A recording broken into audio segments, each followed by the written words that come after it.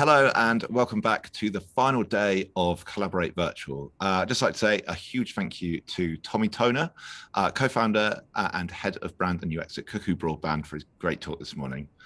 A bit later on this afternoon, closing the conference at 3 p.m. UK time, we've got a panel discussion on inclusion, equity and diversity in collaboration with Dr. Giles Morrison and Alison Huang. You can sign up for free. You can grab your free pass now. Just head over to Eventbrite or the Collaborate website and you can grab your pass there.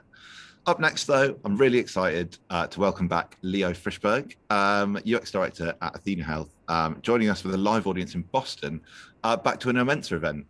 Leo spoke at Interact in 2016, I think, was it, Leo? And here's back today with his talk, The Collaborative Organization. Leo's talk offers a framework comprising three lenses into the idea of collaboration. By looking at collaboration through these lenses, leaders can begin to address many of the pressing questions they have about working together in the contemporary era. As always, please do say hello to each other in the chat. Make sure your chat settings are switched to panelists and attendees so everyone can see your messages. And do let us know if there's any issues with the stream or audio there too. Please also ask lots of questions for Leo. You can submit them using the Q&A box on Zoom webinar. I'll run through as many as these as I can at the end. We are using auto-generated captions for this webinar. Some of these may not be 100% accurate. However, when we share the talks publicly, we will ensure they are 100% accurate. So without further ado, I'll hand over to you, Leo. Henry, thank you so much. And good morning, good afternoon, good evening, wherever and whenever you are in the time-space continuum. I am really pleased and honored to have the opportunity to come back to Momensa and to these conferences. So the work that I'll be presenting today comprises a dozen person years worth of effort that was the result of multiple teams I had the opportunity to lead at Intel several years ago. As you may be aware, Intel is a chip manufacturer and they have presence in 80 countries and 24 time zones. One of the groups that my team was responsible for working with was the Internal Enterprise Collaboration Technology Group. And these were the IT folks responsible for everything from email and chat systems to teleconference rooms and video displays. I had another team who was responsible for building or designing a collaborative sales tool. And this was a tool to enable Intel sales teams that were spread around the world to work together across time and space. As the Presses and as Henry mentioned, this talk is a discussion around both the technology and organizational challenges that are required to overcome in order to achieve a collaborative organization. And while our work at Intel was potentially peculiar to a large chip manufacturer, in fact, the framework and the lenses that we took to build, to look into that framework are applicable across a wide spectrum of organizations. Perfect. 1 second. There we go. Okay. So, I want to leave you with 3 takeaways. The first is that collaboration is just one of many ways that we can work together. And I'll go into that spectrum of ways of working together as one of the lenses that we came across. The second is that collaboration is a complex interweaving of technical, time, space, organization, and messy human stuff. And the third is that collaboration does not emerge naturally. It is something that organizations need to plan for and create an investment in so that folks can actually work together at this level. Hey, that's working. And so you can tweet this if you still tweet. Collaboration is a very powerful tool. But like any power tool, it can either make a team more effective or wreak havoc. So the teams that I had never could find a canonical definition of collaboration. There were a bunch of definitions out there, and they depended on who the focus of attention was. Many of them talked about solving a business problem, and that was one of the big learnings. But if you're not in the business context or in the enterprise, there should still be a definition for collaboration that applies. And so we came up with this definition, that collaboration is when people work together in service of a shared purpose. And the operative words there are a shared purpose, a singular goal that everyone on that collaborative team has agreed to. So I'm going to use a gardening metaphor throughout the rest of this presentation. Let's imagine that you and a friend have decided you're going to plant a garden.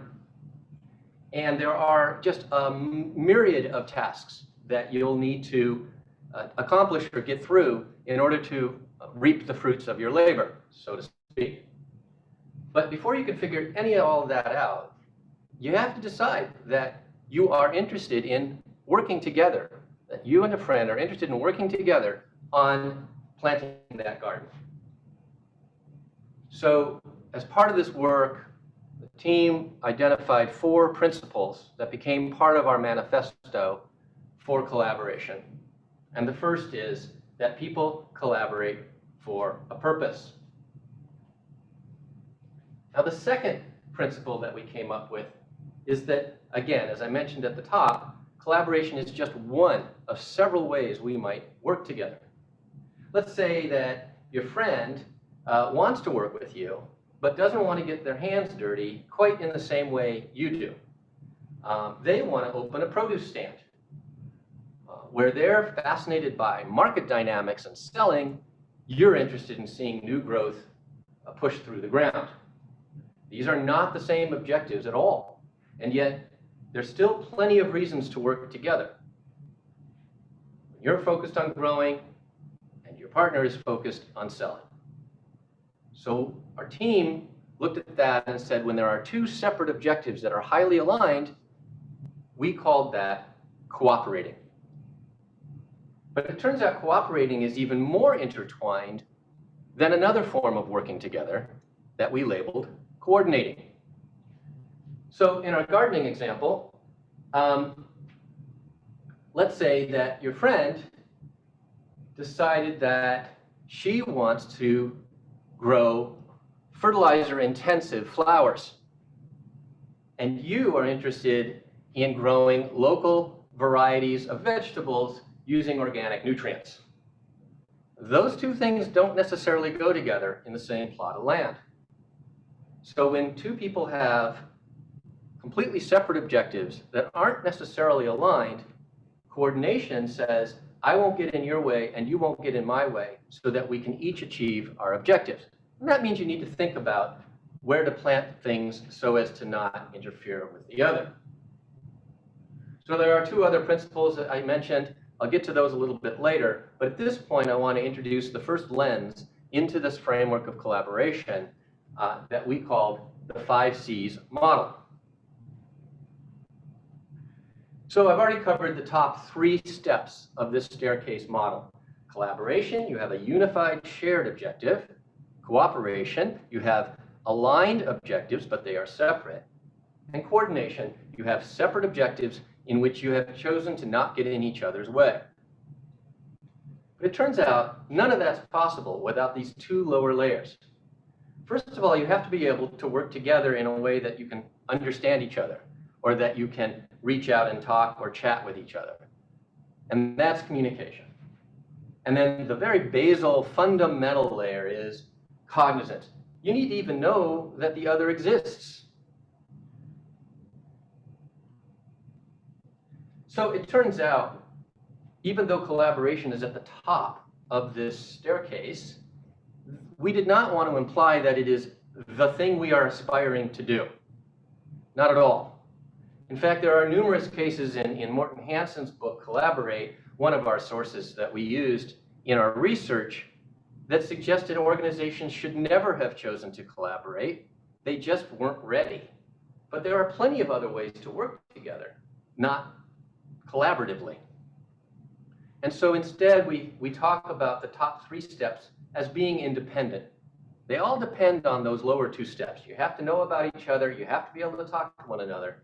But after that, depending on your objectives and their level of alignment, you can choose to either coordinate, cooperate, or collaborate.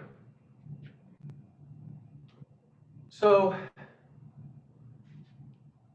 it turns out that there are a lot of boulders and barriers to achieving collaboration. And many of them start at this lower layer, right? Let's go back to that gardening example.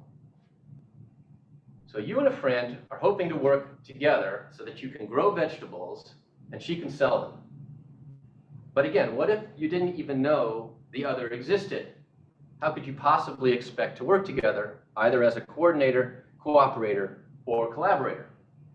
But maybe you do know about each other, but all you know about her is that she plays lead guitar in a punk rock band called the Mutant Zucchinis. You have no clue about her sales interests or abilities. So without that lower layer of cognizance, without overcoming many of the barriers in cognizance, you really can't begin the journey up to more engaged working together. Okay, but let's say that's not the problem. You do know about her sales interests because she posted a placard on a bulletin board in a cafe that you frequent. So you get in touch with her. You call her up, you leave a message, you text her, whatever. And you never hear back. Is the number current? Is she not interested? Did she even get it? Those are just some of the fundamental barriers of communication. Maybe she did get the message, but she was offended by the way you phrased the request.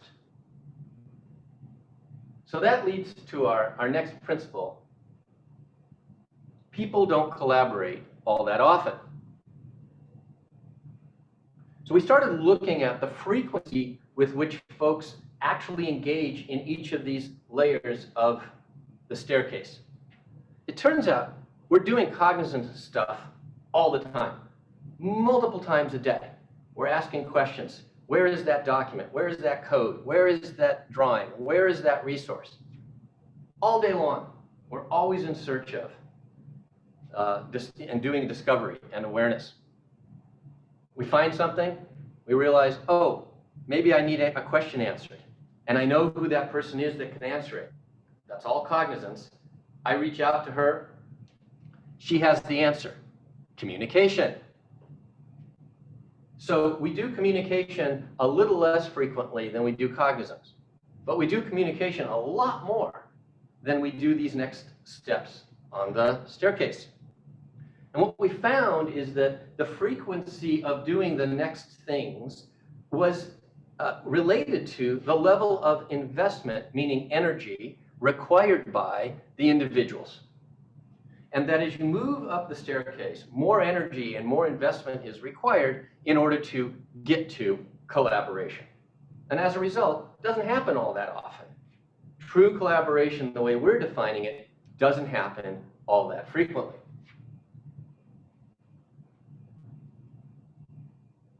So we took another look at that investment and we said, well, wait, what other kinds of investments are being made besides the individuals in collaborating? And it turns out there's a huge amount of investment being made in technology at the lower layers. Think about the fact that we're able to communicate, at least a little bit, I'm able to communicate with you, through this technology. So communication and cognizance turns out to be a layer in which technology investment can be quite effective.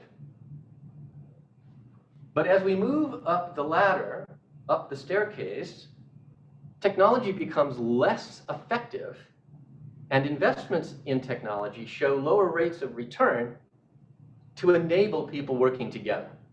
until we get to the top, at which point HR training, culture, behaviors, all sorts of things are way more important to invest in order to ensure that the organization is collaborative.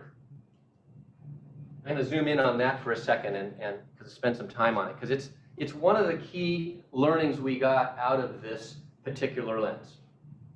So again, I failed to mention at the top, we did a lot of research. We did a lot of desk research. We read a lot of business books and articles and literature about collaboration within the enterprise.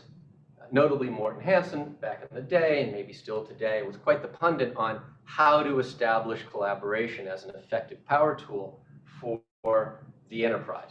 Jacob Morgan wrote the book, The Collaborative Organization, which inspired the title of this talk. And his take was quite influential. But we also looked at literature stretching back in the UX realm, in the CSCW realm, going back 30 plus years.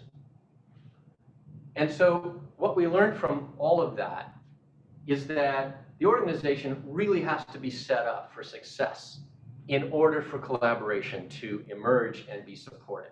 And it starts with individual incentives. If individually I am incentivized to do my thing, and that's how I'm being rewarded, what's in it for me to work with you? If middle managers are being measured on their individual team's performances, if bonuses are being allocated based on individual meritocracy, if competition is the cultural norm, there is no way that collaboration will become a part of the organization. And Hansen goes on and talks about leadership. Collaborative leadership is incentivized to not create fiefdoms, but in fact to create cross-functional capabilities and connections. And then finally, technologies, right? And Jacob Morgan talks a lot about that in his book, in which he says, look, organizations often start with technology. And it's easy, right? There's a thing, a vendor, a tool, or whatever, we can pay for it, boom, it's gonna make life better. And he says, you can invest as much as you want in the technologies, but if you don't have a reason to collaborate, nobody's going to use that technology collaboratively. So one of the takeaways we got out of this lens was that if organizations have made an investment in technology and they are trying to move up the ladder, the first thing they can do is relax the constraint that they expect people to collaborate. Instead, if they were to focus on people being aware of one another or communicating with one another, they could get major returns on that investment in technology and work their way up the maturity curve of working together. Ultimately, perhaps, all the way to collaboration. So we started to overlay these technologies on the staircase model. And I know it's a bit of an eye chart, so I'll explain what's going on there. On the lower layer, there's some pretty basic technologies like shared network drives, right, off to the left, and document libraries.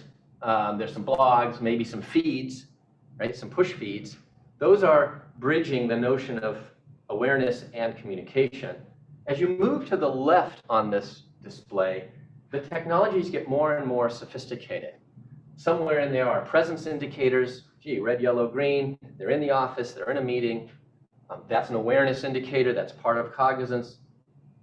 All the way to the right, where they've got reputation systems. Gee, Leo wrote an article and it got a bunch of thumbs up. Maybe I should read that article too.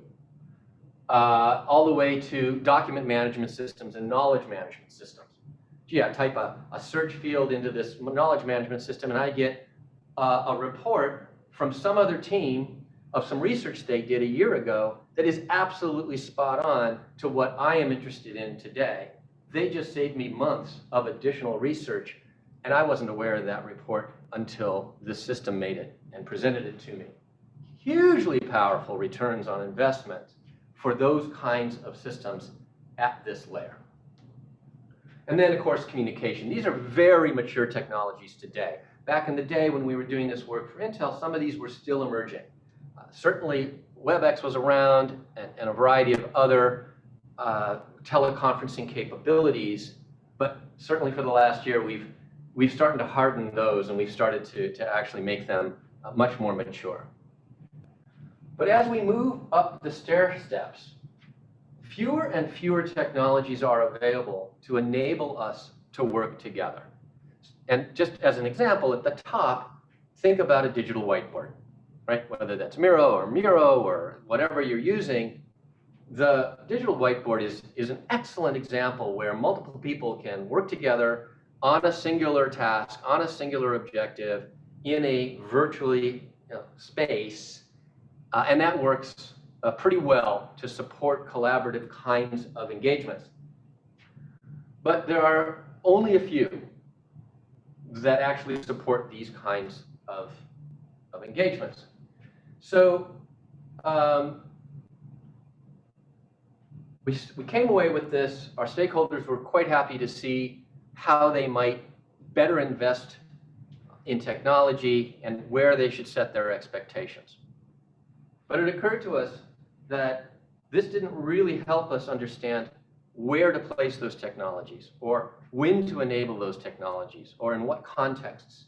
And for that, we went to a tried and true model, the time and space model, first introduced by Clarence Ellis, Simon Gibbs, and Gail Rain way back in 1991 in their seminal article, Groupware, where they illustrated the fact that collaboration takes, or working together, takes different forms depending on where you are on the time-space quadrant. So we embellished on that model. Again, time is on the y-axis and space is on the x-axis. So the upper left quadrant is co-located synchronous. And I'll walk through each of these in a moment. We took each quadrant and we sliced them in half, and we looked at both the human and technology factors that are associated with each of those quadrants. And then we looked at how frequently collaboration, and by collaboration I mean the top of the 5 C's, working together on a shared objective, how frequently did collaboration actually occur within each of these quadrants? And so they have been ordered in sequence where 1 is most frequent and 4 is least. So I'll walk through each of those quadrants and we'll kind of unpack this lens. Okay, so this is the one we all know, right? We're all together in a shared room. We're working together on a whiteboard. We have maybe some activities. Maybe we're at lunch together. A whole variety of places and contexts that we can all imagine. And that's not too difficult to think about because we've been doing that for 300,000 years. So our ability to work together in the shared space and time is part of our genetic code. It is certainly part of our cultural code across every culture, every human on the planet. We learned how to hunt together. We learned how to grow together. We learned how to make together. And as a result, we think of this as a natural place for collaboration to occur. There's really nothing natural about this. It's just that the barriers to entry are very, very low. And the technologies that we use to enable collaboration disappear. We don't think about the physical space we're in until it fails to allow us to do what we need to do. The room's too hot. It's too crowded. There aren't enough whiteboards. The tables are getting in the way. Whatever. But in general, we don't think of architectural space as a collaborative enabling technology. Now there is some interesting obstacles to collaboration, even with technology disappearing. Some of them are very familiar, and we'll get into those a little bit later, but it's all that messy human stuff. mismatched cultural cues, communication barriers, power dynamics, and so forth. But there are other DEI, diversity, equity, and inclusion concerns, including the very most prominent one in this quadrant, literally physical access to the space. There are people who need to participate and collaborate, and they physically cannot get into the space. So there are a number of barriers, even in this highly frequent quadrant. Now, prior to 2020, this was a distant second. For some organizations, this was the predominant way and continues to be the predominant way that people work together. There are remote first and remote only corporations that have been around for many, many years. And they have learned how to use the technologies that enable them working together. Collaboration does occur here, but it doesn't do so without a huge investment in understanding and using that technology. Just think back to about May of last year, of 2020, in which all the memes started popping up about you're on mute, your dog's in the picture, the bingo games we used to play, and so forth and so on, leading all the way up to last November, I'm not a cat, right? So all of those are about the intermediating technology getting in our way. And it does get in our way, even if it's pristine, even if we don't have network issues, even if the microphones are unmuted, even if the camera is pointed in the right direction. Those are sort of trivial. But more important is as we're looking at each other in an egg crate, as cardboard cutouts of ourselves, the communication bandwidth is sliced off. For folks in the room, they can see my whole body. They can see my gestures in 3D space. That sounds trivial, but it turns out it communicates an enormous amount of information that we are, quote, naturally, unquote, tuned to. All of that gets wiped out when I've been flattened in a video presentation. But it gets worse than that, and that is we actually, as humans, embody information as we move through space. As we get up out of our chair, that is part of our indexing system. I'm going to go to the whiteboard and draw something out. That motion is part of my memory and part of the group's recognition of the point that I'm about to make. We lose all of that embodiment when we reduce ourselves to cardboard cutouts in an egg crate. There's another piece to this, which is the choreography of getting together. Now, I'm no great proponent of wide open office spaces in which supposedly, innovation arises and collaboration occurs spontaneously. I think there's an awful lot of literature that says that way of organizing folks does not necessarily lead to improved collaboration, but it does lead to spontaneity. And spontaneity online is fairly blocked in these kinds of, in this quadrant. You have to take an effort to figure out if somebody is online, and then you have to overcome a little hesitancy. Gee, all I see is that they have a red dot next to their name. Does that mean they're in a meeting, or does that mean that their meeting scheduler shows they're in a meeting, but they're really not in a meeting? Now, despite all of those barriers and all of that interference that the technology creates, there are enormous advantages to this quadrant as we have experienced, as we are experiencing today. I'm standing in Watertown, Massachusetts. You are wherever you are, and we're having a shared experience. That's amazing. So this technology has eliminated, in many ways, the problem of access. There are still a lot of accessibility problems here, but they are at least not requiring all of us to be in the same geographical space. So that's fantastic. There's a second advantage to this technology and to this quadrant. The stuff we're doing right now is digital. It is natively digital. That means it's available wherever, whenever we are permitted access to it.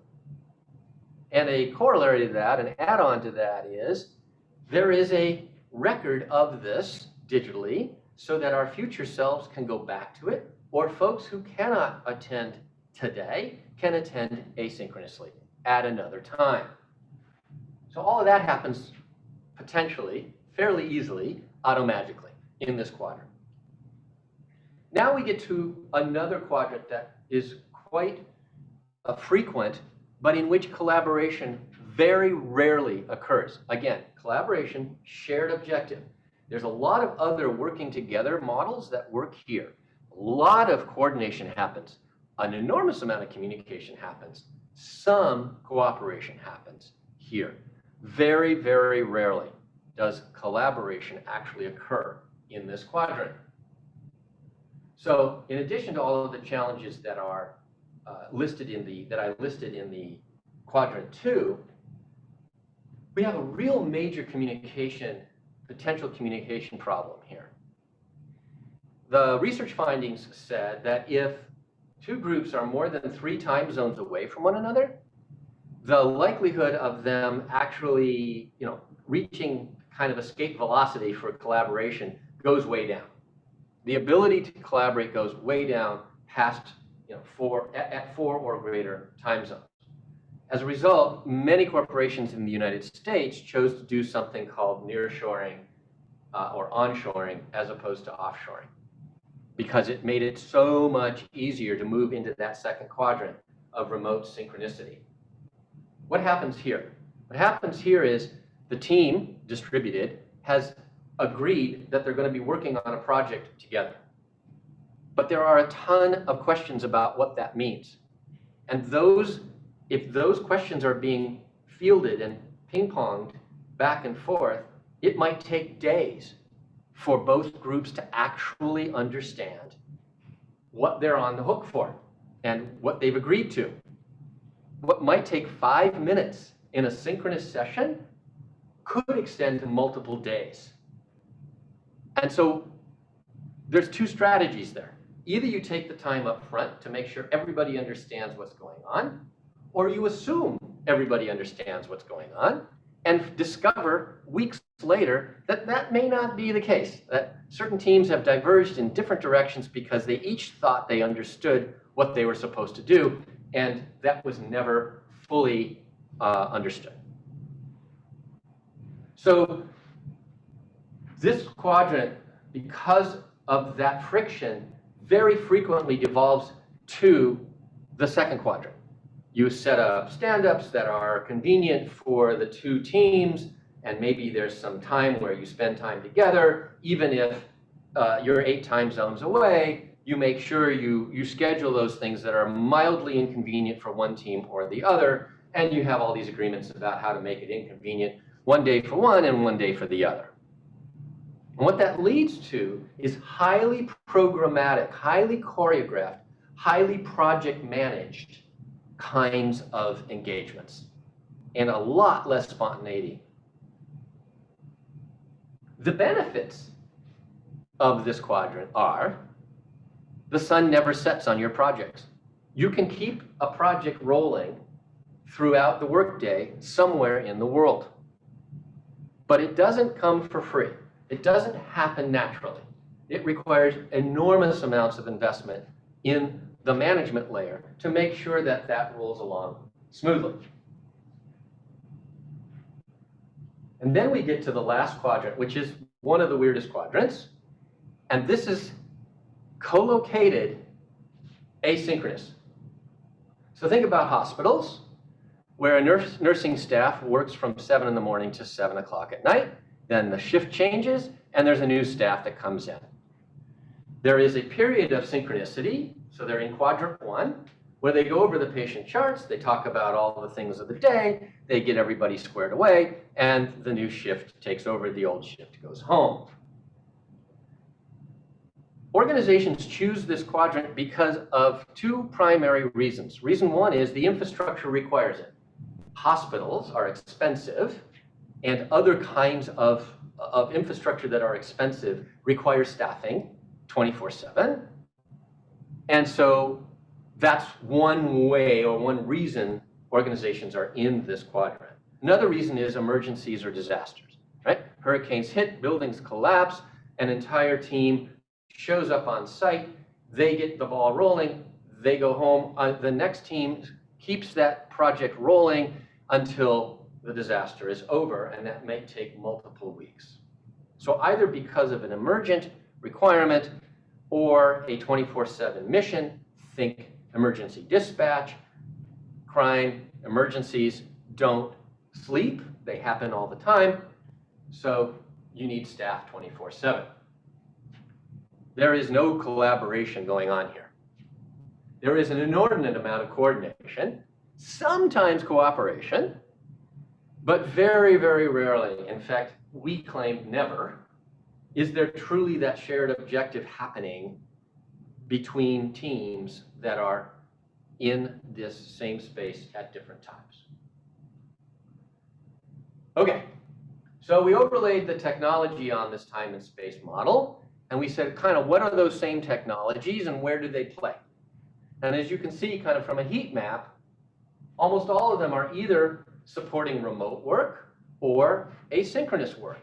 And there's really very few technologies that are in the quadrant 1. Nothing, certainly very few digital technologies need to be in quadrant 1. And then there was a kind of interesting overlap of quadrant 1 and quadrant 2, in which some digital technologies can bridge the gap. And that might be a digital whiteboard, for example, or a discussion group. But the challenge that we have, and I offer this challenge to you, is we need more technologies to bridge that gap. As we move into a hybrid work model, which many organizations realize is the thing, we need to be able to build the interstitial glue that helps remote folks and remote teams work synchronously with co-located teams in a way that reduces the disadvantages of either. Okay, so we went through all of that stuff, we got all of those lenses, and then we came to the conclusion that even if an organization figured out how to put all of the technologies in the right time and space and all of that, it still didn't guarantee that people would actually work together. And so we came up with the third lens, the messy people stuff, and this is a bit of a graphic novel.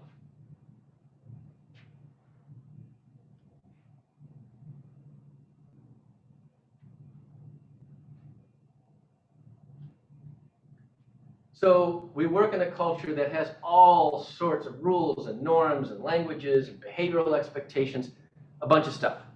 And that's that gray box around us. Let's go back to that gardening project. Your friend and you are intent to collaborate, but they only speak Japanese and you only speak English.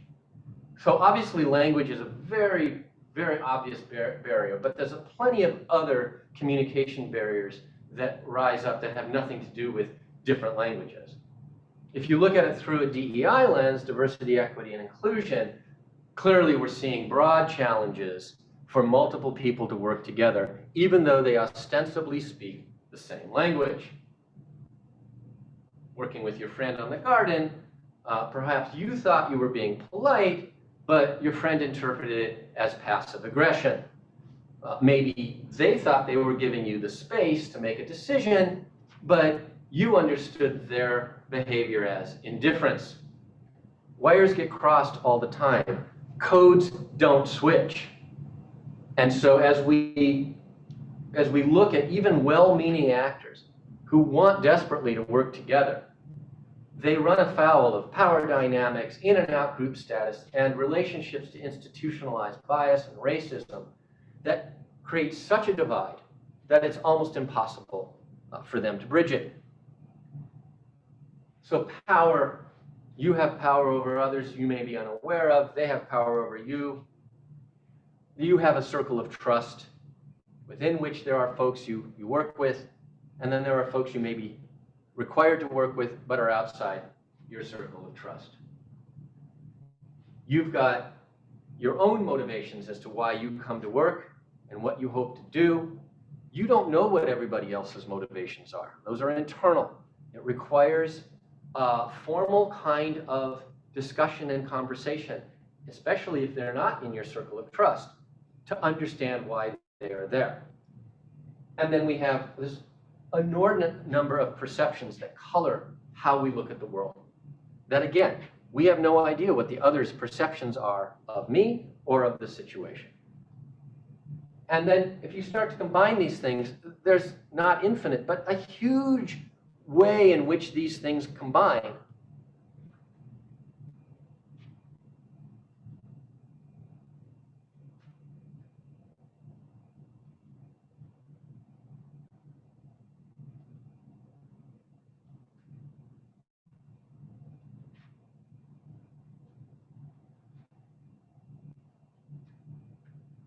In fact, after we made it through all of that, we looked at each other and said, it's a miracle that we get anything done together. There are so many barriers and ways to divide us. It's incredible that we get anything done, right? And so that is the ending theme here, right? This is not something that's just going to happen by itself. Collaboration is not an emergent quality. So let me offer you a couple of tricks or hints to potentially get around some of these issues or to start working through them. If you look at collaboration within your organization through these lenses, you can begin to see where the organization is doing well and where it might have gaps or needs for investment. For example, as I mentioned earlier on the cognizance layer, if I had access to a knowledge management system, it might save me a lot of work. Therefore, investing in a knowledge management system, I'm not recommending anything here, but think about it, may be a worthwhile investment because it reduces overall, systemically, an awful lot of wasted effort. On the communication layer, getting folks into anti-bias hiring training is a very good first step to at least sensitizing many folks to the problem. Through time and space lens. If you're really thinking about where groups are working and what their relationships are to remote, asynchronous in those quadrants, then you can begin to get collaborative leadership's engagement around where to expect productivity and in what way. So again, if you're working with teams that are further than 3 time zones apart, probably downshift your expectations that those teams are going to do a lot of collaboration. They can still work together, but not collaborate. And then finally, never underestimate the messy people stuff. The interpersonal lens is the best place to start. Again, power, motivation, perspective, culture, trust, institutional bias, all of these need to be embraced, understood, and invested in a way to overcome. So the pretty straightforward way to start this process of creating a collaborative organization is to look at it perhaps through a PDCA model, the plan, do, check, act model.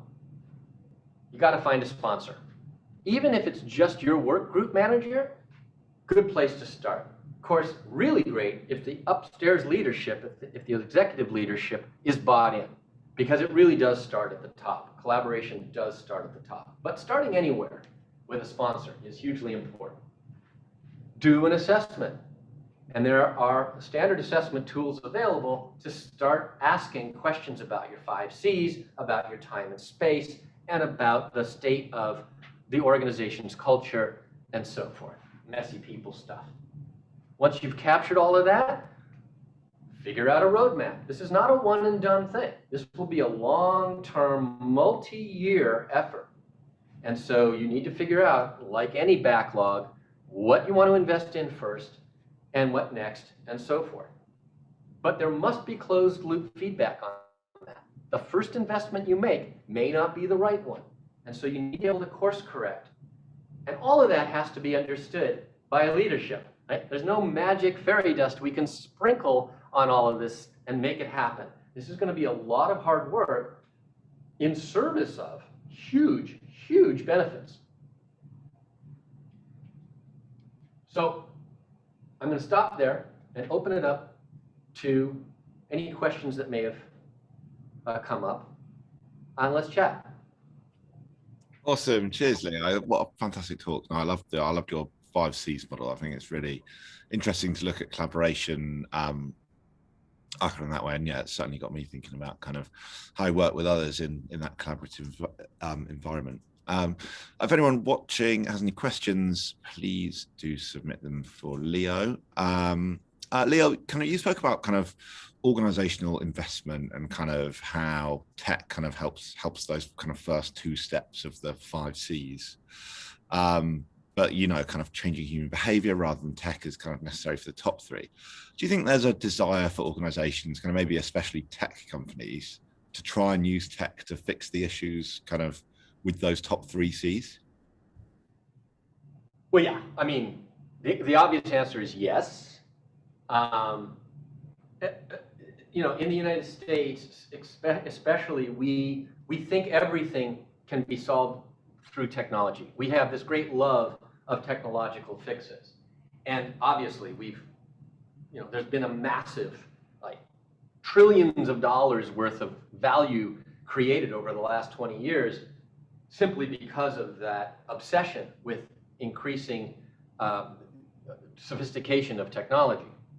And so, yeah, of course, like, we're in a technology company. Clearly, technology must be the solution. And there are some really interesting emerging technologies that we can start to use to bridge that gap. If you recall from the time and space model, the upper 2 quadrants, right? Which is where it's really critical right now. So if I can offer a technology, let's think about VR, right? If everybody is issued a VR set, irrespective of where they are, and we can have a shared room that we can embody and walk through and manipulate and do all of that stuff, hooray, right? We might have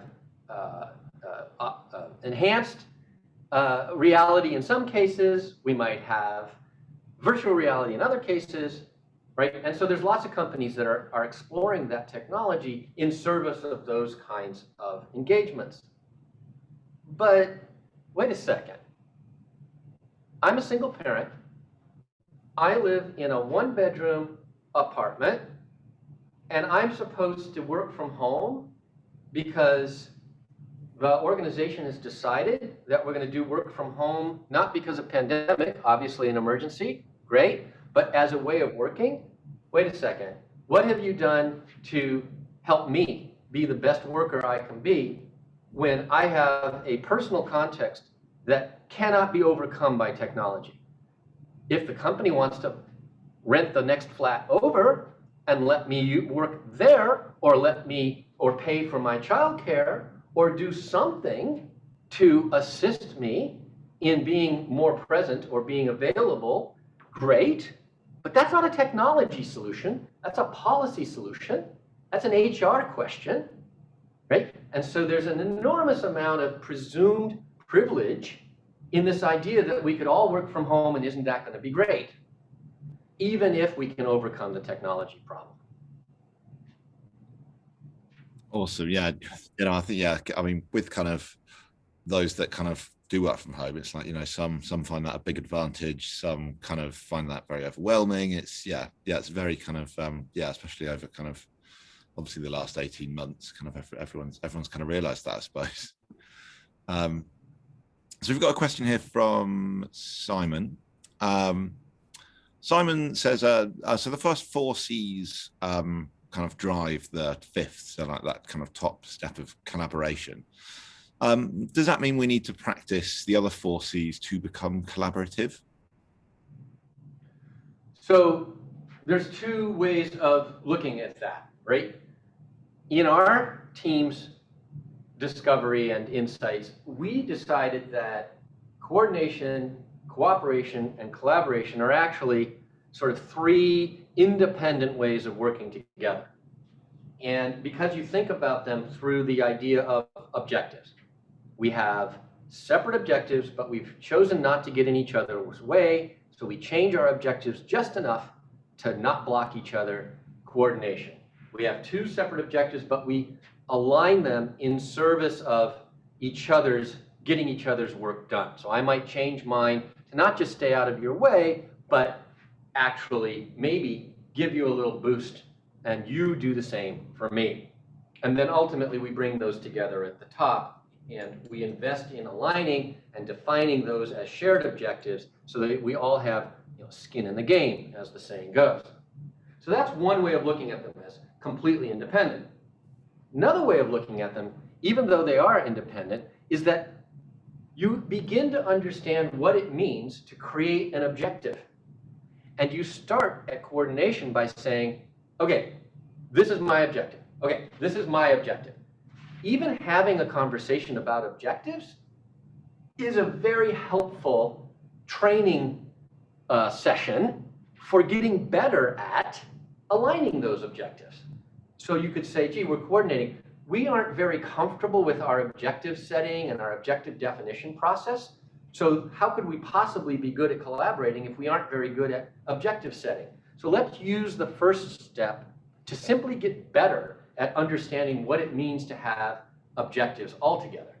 And then the next sort of training level of maturity is, God, look at us. We actually understand how to build objectives. We're going to be so good at building objectives that we can nuance them and tweak them. And my objective can now be a little bit more in service of yours, and yours can be more in service of mine. And then finally, after you've achieved this comfort level and mastery of objectives creation, now you can get together and do the negotiation and alignment and all that pre-work to get everybody's expectations on the table and so forth and so on. And it's very hard to get to that if you haven't understood how to do those intermediate processes. So two different lenses into that question. Awesome, thank you. Thank you, Leo. So we have so we've got a question here that's been submitted anonymously. This question says, do you think organizations working remotely should try to recreate co-located collaboration with technology, or should the digital experience be viewed differently? Well, if I understood the question correctly, there are this mystical, magical technology of the future, which, by the way, 30 or 40 years ago, at the beginnings of the CSCW movement, the computer-supported cooperative work investigation that's been going on, there were interesting experiments that really sort of eliminated a lot of friction in terms of bringing people remotely together. And those involved very high bandwidth telephone lines, long lines. Ultimately, if you recall, there was a product by HP called Halo, which was very much based on that. Cisco also had these teleconference rooms that really felt like you were in the same room together, with a number of conceits, like horseshoe tables that joined at the screen, so it looked like you were all around the same table. Those are very, very costly. The cost of those technologies can come down, but the presumption in all of those cases was there was a group of people on either side of that magic wall. How do we actually bring technology to bear that allows individuals to be part of a group? And the technologies that are emerging, the obvious ones are VR, in which everybody can be in a shared space, even though we're all in our own caves, our own separate rooms. Another one are co-presence and ambient kinds of social engagements, like Gather Town or others. And those begin to look like sort of video games with shared spaces in which videos now pop up and we can talk to each other or we can walk away if we're fatigued. So there is some emerging technology that gets to aspects of how to work together collaboratively in the same space. But the fact is, even as you come back into these shared caves, even if it's for a social gathering or even for an alignment meeting, if your company does that, it feels really interesting. It's pretty weird. We just went to a happy hour last night for the first time. about a dozen of us, 15 of us outside, and we saw each other in 3 dimensions. And it was very weird to be able to just walk around, talk to a group, hang out for a little bit, walk to a different group. The informality of it, the high bandwidth of it, it was different. So I think there's going to be a lot of experimentation over the next several years as companies try to figure out how to reproduce that experience fully remote. And I think they're going to learn that they're never going to reproduce it, that it will always fall short. Will it be enough? Yes. We will probably find that the enhanced technologies that are emerging will overcome many of the barriers that we currently have today and make remote collaboration far better than what we have today. That technology is not mature today. It may be used in some places, but it is certainly not a commodity. And making that accessible to everyone in the organization so that we remove the equity concerns and make those kinds of accommodations remains a non-technical problem. And so that's the other side of this story, which is, okay, we're going to do remote only. How are you dealing with the equity issues? How are you dealing with inclusion when we don't have an opportunity to actually get together in some more casual or human way? So those are the challenges. They're not technical, they're HR. Awesome, brilliant. Thank you, Leo. And that does kind of bring us on nicely to, a nice little segue into introducing our final session of Collaborate Virtual, which is a discussion on inclusion, equity, and diversity in collaboration with Dr. Giles Morrison and Alison Huang. That's all we've got time for today. Leo, thank you so much. We hope everyone watching has enjoyed it. Yeah, we'll be back with as I said, the final session of Collaborate Virtual at 3 p.m. UK time. You can still sign up. You can get your free pass over on Eventbrite or the Collaborate website. Leo, again, thank you. Thank you for everyone that tuned in. And yes, we'll see you in a little over an hour. Thank you.